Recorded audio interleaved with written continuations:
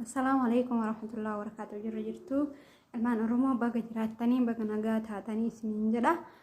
Inshaallah hunda keessanuu bakkuma jirtanitti nagaa fi rahmani rabbi isin bira haa jiraatu. Itti aansee hunda keenyaa ijoollee fi ormaa jirtan jechuudha. Rabbiin inshaallah tika ofii jala isin haa oolchatu jechuudha. Rabbii yoo nama tiise malee nu yaanne fi miti wanti hunduu kataatu jechuudha. Nu yaanne fi yoo rabbiin nu yaadini kanaafuu jennaanini hunda keenya yoo bakka jirrutti rabbiin nu hatiifatu tika ofii jala nu haa oolchatu inshaallah isiniin jedha. Akkamii naga qabdanii baga nagaa taatanii YouTube kiyyalee subscribe naa gootanii jirtanii galatooma galata guddaa qabdanii rabbiin isinirra haa jaalatu hedduu isin jaaladhaanillee Kerana jajjabeessa inshaallah rabbi wallahi warra subscribe naa goote hunda keetu rabbiin harki kee fayyaa haa argatu harka fayyaa argadhu siin jedha inshaallah. Isinitti dheeressu ijoollee biyya ormaa jirtanii keessattuu ijoollee biyya Suudii jirtan jechuudha. Rabbiin bakkuma jirtanitti isin haa eegu jechuudha. Keessattuu biyya Suudii Arabii ijoolleen jirtan jechuudha. Maaliifuu jennaaniin biyya Suudii Arabii tunii fi biyya biraa addaani jechuudha. Isin galee kanaafuu rabbiin bakkuma jirtanitti isin haa eegu. Anallee haa eegu isinillee haa eegu obboleeyyanti inshaallah. Rabbiin nu haa tiisu hunda keenyayyuu. Akkasumas ka wallahi waan qabadhee dhufee wanni qabadhee dhufee caaltu ama namni hin beekne hin jirtu jechuudha. Mucayyoo caaltu jedhamtu biyya kana jirti jechuudha. Biyya Suudii Arabii kana jirti. Namni isii hin beekne hin jira jedhee hin yaadu. Hunduu hin beekti. Miidiyaa kanarraa sagalee ijoollee baay'ee sagalee Oromoo taatee jiru. Sagalee ilmaan Oromooti yeroo hedduu hin taati isii fi maayikiin jechuudha. Maakii Oroosan. Namni hin beekne hin jira jedhee hin yaadu. Isiin sunii Suudii jirti jechuudha. Suudiillee keessallee asuma nu bira jirti. Riyaadiin jirti. Mucayyoo akkam taataariidha. Amala qabeettidha. Wallahi yoo namni bilbilaa itti bilbilu daftee namarraa kaafti. Nama kabajjii kun xiqqaa kun guddaan jettu baay'ee nama kabajjii nama gaariidha miskiinallee. Wallahi rabbiin inshaallah du'aayii godhaafi rabbiin biyya isiitti nagaan haa galchu jedhaati du'aayii godhaafi. Suudii Riyaadiin jirti. Akkuma beekamu asiin durallee heerumtee sargiisillee argitanii jirtanii abbaa manaa isillee wajjin achillee heerumte jennaan dalagaa jammarte jirti. Dalagaa nu fayyaddu jammarte iyyuu uffata nuu fiddi uffata biyya biraatirraa nuu fiddee nutti gurgurti jechuudha. Kanu as teennee uffata biyya biraa teennee biyya tana teennee uffata biyya biraatitti hawwinu sababa isiin uffata nigdii jammarte uffata arganne jechuudha. Wallahi hin sawnu. Kanaafuu jennaan du'aayii godhaafi wallahi rabbiin bakka isiin jirtutti nagaan isii haa eegu. Inshaallah du'aayii godhaafi rabbiin biyya isiitti nagaan haa galchu. Isiniin jedhaati du'aayii godhaafi maaliif qabamtee jirti jechuudha. Odoma qabamtee jirti almuhum qabamtee jirti. Maaliif jireenyi biyya ormaatu keessattuu jireenyi biyya tanaa jechuudha. Azalli guyyaa namatti dhuftu hin beekan. Guyyaa kana sitti dhufti azalli hin beektu jechuudha. Jireenyi biyya tana jireenya azalaati. Azala ammaa kaatii jechuudha. Kanaafuu amma azala addunyaatiif azala akiraati. Biyyi tun keessattuu biyyi nu jiraataa jirru tun yoo namatti dhufte azala akiraati fi azala addunyaa addaan nama baafti jechuudha. Azala guyyaa akiraati fi azala addunyaa gubbarraa addaan nama baafti jechuudha. Amma biyyi tun akkasuma amma isiin akkasii qabamtee jirti inshaallah biyyi isiitti rabbi nagaan haa galchu jedhaati du'aayii godhaafi siniin jedha obboleeyyan tiyya.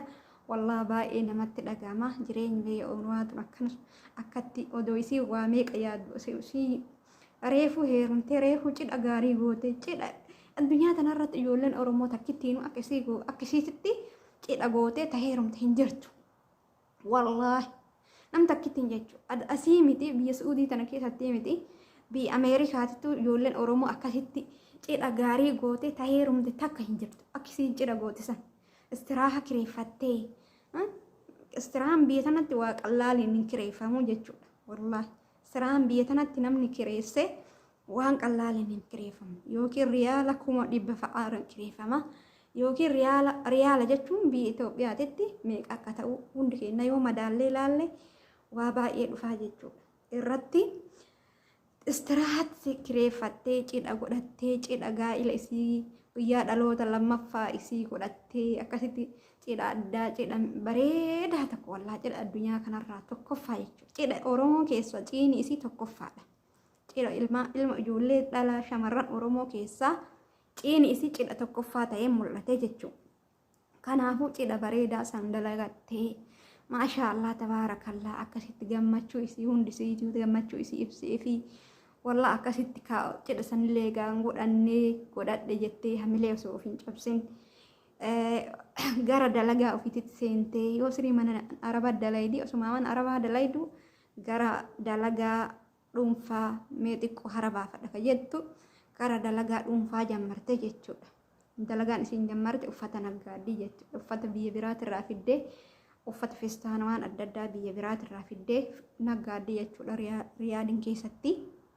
Walaa namu baay'ee irraa xalabataa turre miskiina yoo itti bilbilte ati jetti wallaa yoo susirraa kaafti. Amma akka dhalaa biraa yoo ati itti bilbilte harakaata sitti gootu anjabaan gootu wallaa yoo suyyuu namarraa kaafti jechuudha. Yoo sun namarraa kaaftee waan ati barbaadde kabajaaf jaalalaan si dubbifti jechuun mucayyoon sun wallaa nama kabaja namaa qabu nama gaariidha nama amalli isii gaariitii jechuudha.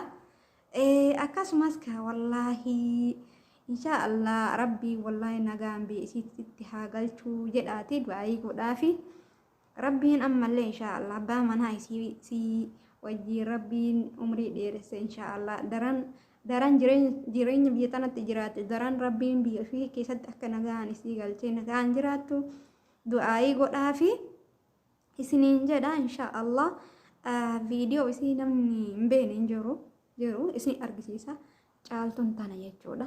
Assalamualaikum warahmatullahi wabarakatuh. Akkuma argitan tana caaltuun tana namni isii hin beekne hin jiru. Warri nagaafachuu jirtanii qabamanii saallan. So karaa makkaa deemu jiranii qabamanii. Akkasiin isin ijoollee keenya qabamanii du'aayii godhaafi. Akkuma agartan kana caaltuu namni hin beekne hin jiru akkuma isiniin jedhe. Kun akkuma viidiyoo kana agartan kana caaltuun qabamtee jirti. Jechuudha waan qabatamaanii qabamtee jirti rabbiin nagaa naa galchu akkaataan isin itti qabamte immoo osoo karaa makkaa deemtu jechuudha osoo umraa godhu osoo deemtu qabamtee jechuudha nama inni isii wajji qabamtellee akkuma agartan abbaa manaa isii wajjiinii jechuudha bakka takkatti qabamanii jechuudha. Warri nagaafachuu jirtanii qabamanii saallan. Akkuma agartan kana ragaa wajji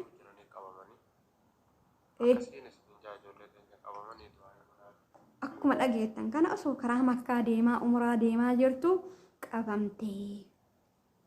qabamtee jirti rabbiin nagaan haa galchu jedhaati du'aayii godhaafi inshaallah abbaa manaa isii wajjiin qabamtee akkamitti qabamtee maaliif qabamtee abbaan manaa isii qaamaa qaba abbaa manaa isii sabni qaamaa ka qabu san namni qaamaa qabu biyya tan keessatti nama seeran jiraatu maaliif akka qabamee inni illee qabamee jira maaliif akka qabamee maaliif inni isii wajjiin wajjala nyaata isiin hin qabdu waraqaa jireenyaa hin qabdu garuu qabamtee jirti. Maaliif akka qabamte mootu abbaan manaa isii wajjiin bakka takka maaliif akka qabaman maal ta'anii qabamanii maaliif abbaa manaa isillee qabanii isiin qaamaan qabdu inni qaamaa qaba maaliif qabamanii lama maal ta'anii qabaman ka jedhu viidiyoo itti aanu keessatti isinii qabadhee isinii dhufa viidiyoo isin ittiin dheeressu xixiqqeessee isinii waraaba hanga dhumaan hordoftanii wajji turaati inshaallah yuutuubi kiyyallee saabskiraayib gochuu hin dagatina nu jajjabeessaa meelmaan oromoo nu ijoollee suudii arabii jirti tana wallaa baay'ee odoo gadi baanellee viidiyoo waraabna jennellee hin dandeenyu amaanaa isiniin jedha saabskiraayib nu godha nu jajjabeessaa manuma keessatti waan takka takka isinii gadhiifna isiniin jedha bira dhaabbadha ishee saabskiraayibii laayikii ishee godhuun hin dagatina viidiyoo itti aanu keessatti eessatti akka qaban bakka kamitti akka qabaniin isinitti hima. Akkasii inshaallah akkuma argitanii viidiyoo isin barreessan viidiyoo cakkafadhaati inshaallah akkamitti caaltuun akka qabamtee yaadsisillee akkamitti maaf ta'uu akka dhabee viidiyoo itti aanu keessatti isin qabadhee dhufanii dhufa saabskiraayibii gochuu hin dagatina nama jajjabeessa anillee inshaallah miskiinan biyya Suudii jirtan namoota laalu gadi baanee waan adda addaa isin maruu hin dandeenyu nuti jechuudha mana keessa waa isin marraa kanaaf ala baanee mirga hin qabnu jechuudha ala baanee waa isin agarsiisu manuma keessa taa'ee yoo isin waraabne malee hin dandeenyu jechuudha saniifuyyuu mana keessa waa isin waraabne tana laalaati yoo mana gadi baanee waa isin waraabne carraa tana dhabne jechuudha carratti fayyadamuu fi kanaafuu isinillee ni subscribe gochuun dagatina nu jajjabeessa baay'ee subscribe naa gootanilleedha galatoomaa isin jira warri subscribe naa gootanillee warri haftanillee immoo subscribe gochuun dagatina video itti aanullee caqafadhaa subscribe gochuudhaan mallattoo itti edamu san itti dabalaati akka daddafee isinirra bu'ee dhufu caqafadhaa jedha inshallah du'aa illee godhaa rabbi nagaa naa baasu baatimu galti basmaa goote mongoone sagaleetti beeka gaqqabees basmaa goote mongoone baatumaan baatu viidiyoo itti aanu keessatti isinii fida caqafadhaa isin jedha assalamu alaykum warahmatullahi wabarakatuh مسكانا أنت يهون يا الله الحمد لله الحمد لله مسكانا أنت يهون يا مولاي